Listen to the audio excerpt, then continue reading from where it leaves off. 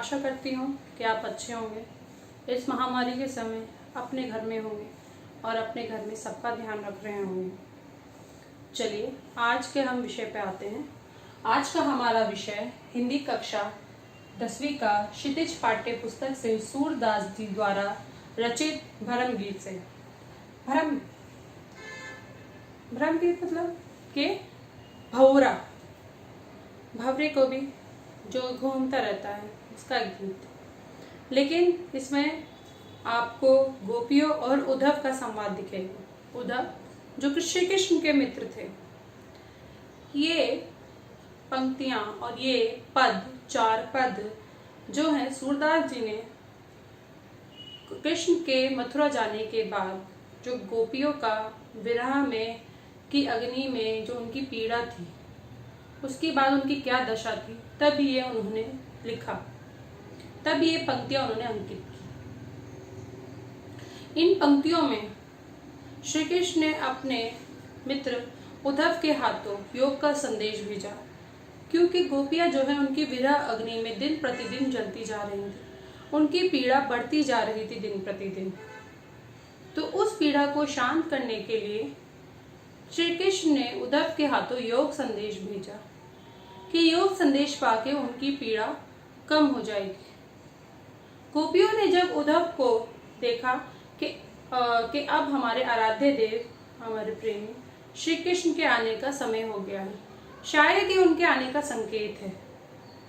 लेकिन जब उद्धव ने उनको योग का संदेश दिया तो उन्हें पता चला कि श्री कृष्ण अब उनसे प्रेम नहीं करते हैं और उन्होंने उद्धव के हाथों उनके मन को शांत करने के लिए योग संदेश भेज दिया है। उसी वक्त जब ये गोपी और उद्धव का संवाद चल रहा था, वहां से एक भंवरा गुजरा। उस भंवरे को संकेत में लेते हुए गोपियों ने उद्धव को उल्हाना देना शुरू करा। उसको डायरेक्ट ना उद्धव को कह के उन्होंने भंवरे को कहा, लेकिन वो कह रही थी उद्धव को ही, लेकिन संकेतित रूप में। तो पहला पद जैसे आप देखेंगे, इसमें 4 पद है, सूरदास जी के 4 पद रचित हैं भ्रमर गीत में। पहला मैं आपको बताती हूँ। पहला है, ध्यान दीजिएगा सब। उधो तुम हो अति बड़भागी, अपरस राहत स्नेह तागाते नाही मन अनुरागी। पुराइन पात रहत जल भीतर, तारस दे न दागी। जू जल माहे तेल की गागर, बूंद न ताको लागी। प्रीति नदी में पाँव न बोरियो, दृष्टि न रूपी परागी। सूरदास अबला हम भोरी, गुर चाटी जू पागी। पहले पद का मैं आपको भावार्थ बताती हूँ, थोड़ा ध्यान से सुनिएगा। जो पंक्तियां हैं, प्रस्तुत जो पंक्तियां जो मैंने अभी आपको पहले पद की बताई हैं, उनका भावार्थ इस तरह है कि गोपियां कहती हैं, उद्धव तुम बहुत बड़भागी हो, तुम बहुत भाग्यशाली हो। क्यों? क्योंकि तुम श्री कृष्ण के समक्ष रह के भी उनसे प्रेम के अछूते रहे, उनके प्रेम से अछूते रहे, उनके प्रेम में तुम लिप्त नहीं हो पाए। तुम बहुत बड़भागी हो। यहाँ पे वो उनको व्यंग कर रही हैं, व्यंग की भाषा में उनको वो बोल रही हैं, संकेत दे रही हैं कि तुम तो बहुत बड़भागी हो। श्री कृष्ण के साथ रहते हुए भी तुम उनके प्रेम में लिप्त नहीं हो पाए, उनके प्रेम से अलिप्त रहे। आगे कहती हैं कि उनके प्रेम के जो स्नेह है, उनका प्रेम जो है, उसमें तुम नहीं पड़ पाए। उद्धव तुम उस कमल के पत्ते के समान हो, जो हमेशा जल में रहकर भी जल में नहीं डूबता, जल से अछूता रहता है। कमल का जो पत्ता होता है, जल नीचे होता है, कमल का पत्ता ऊपर होता है, उस पे जल की एक बूंद भी नहीं गिरती है। मतलब श्री कृष्ण के प्रेम की एक बूंद भी तुम्हारे ऊपर नहीं गिरी। तुम उस पत्ते, कमल के पत्ते के समान हो। तुम्हारे ऊपर उनके प्रेम का एक भी अंश नहीं है। तुम्हारे शरीर पे उनके प्रेम का एक भी अंश नहीं दिख रहा है। एक भी कोई दाग नजर नहीं आ रहा है उनके प्रेम का। फिर गोपियां जो हैं उद्धव की तुलना तेल के मटके, जो तेल की गागर है, उससे करती हैं कि जो निरंतर जल में रहता है और जल को खुद से अपने आप को अलग रखता है। तेल की जो गागर होती है, तेल का जो मटका होता है, वो जल में रह के भी जल से अपने आप को अलग रखता है, क्योंकि अगर जल और तेल मिल जाएगा तो तेल तो हो जाएगा। तो तुम भी उसके समान हो, उस तेल की गागर के समान हो, जो हमारे प्रेमी श्री कृष्ण के प्रेम से अछूते रहे।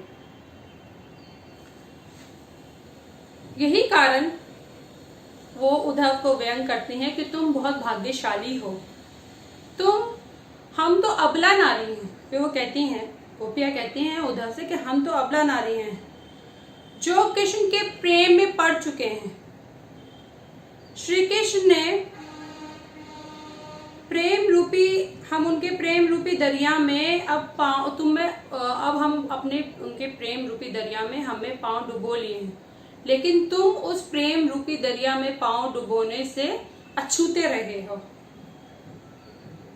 हम तो उनके प्रेम में पड़ गए हैं, ऐसे पड़ गए हैं जैसे गुड़ से चींटी चिपकती हो।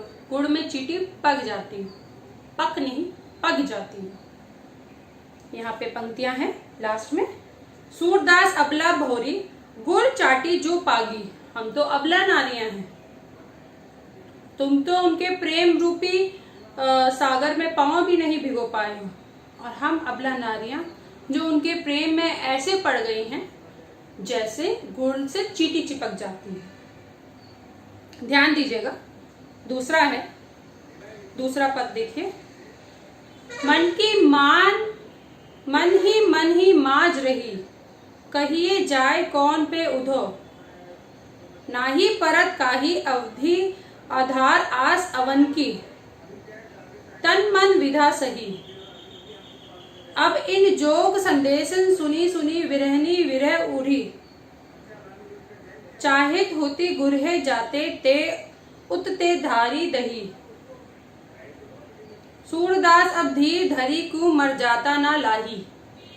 दोबारा से सुनिएगा, मन ही माज रही, कहिए जाए कौन पे उदो, नाही परत काही अवधि उधार आस अवन की, तन मन विधा साही। अब इन जोग संदेशन सुनी सुनी विरहन विरह दाही, चाहत हुती गुरही जीतते ते उते धारी बही। सूरदास अब धीर धरी कोई मर जाता ना लाही। गोपियां जो हैं इन पंक्तियों में उद्धव से कहती हैं कि हम अपनी पीड़ा कैसे बताएं, कैसे उनको अपनी पीड़ा को बताएं। अपनी जो पीड़ा है, जिस विरह अग्नि में हम जल रहे हैं, हम कैसे तुम्हें बताएं। श्री कृष्ण के गोकुल छोड़ जाने के बाद उनके मन में जो प्रेम था वो मन में ही रह गया। वो अपने मन की, पहली पंक्ति में देखिए, मन ही माज रही, जो हमारे मन में अभिलाषाएं थी प्रेम की, वो मन में ही रह गई। हमारे प्रेमी के समक्ष हम अपने मन की अभिलाषाएं नहीं रख पाए। फिर वो कहती हैं कि कहिए जाए कौन पे उधो, नाही परत काही। वो कहती है इसी आशा से वो पता नहीं कैसे लोग अपने मन की बात कह देते हैं। हमसे तो आज तक ये बात नहीं कह पाए। अवधि उधार आस अवन की, तन मन विदा साही। उनकी जो मन में जो भी स्थितियां थी श्री कृष्ण के समक्ष रखने की, वो मन में ही रह गई हैं। वह सिर्फ इसी आशा में है कि अपने तन मन की पीड़ा को सह रही थी कि श्री कृष्ण आएंगे और उनकी पीड़ा सुनेंगे। वो इसी आशा में थी, और तब वो श्री कृष्ण के समक्ष अपने प्रेम को रखेंगी, अपने प्रेम को व्यक्त करेंगी। परंतु जब अब इन जोग संदेशे सुनी सुनी विरहन विरह दाही, जब उन्होंने श्री कृष्ण का योग का संदेश सुना, जो तुम ये योग का संदेश हमारे लिए लेकर आए, जिसमें उन्हें पता चला कि वो लौटकर ही नहीं आएंगे। तो इस संदेश को सुन के गोपियां टूट गई, उनकी मन की अभिलाषाएं मन में ही रह गई। अब तो वो विरह सह रही हैं, विरह में हैं। उन्हें ये भी पता चल गया कि श्री कृष्ण अब वापस लौटकर नहीं आएंगे, इसीलिए वो अपने प्रेम की आशा, अपने प्रेम को संतुष्ट नहीं कर पा रही हैं। अपने प्रेम को पूर्ण ना होते देख वो संतुष्ट नहीं है। अब उनको श्री कृष्ण के रूप को निहारने का दोबारा मौका नहीं मिलेगा। अब वो हमेशा के लिए श्री कृष्ण से बिछड़ गए हैं, वे टूट चुकी हैं।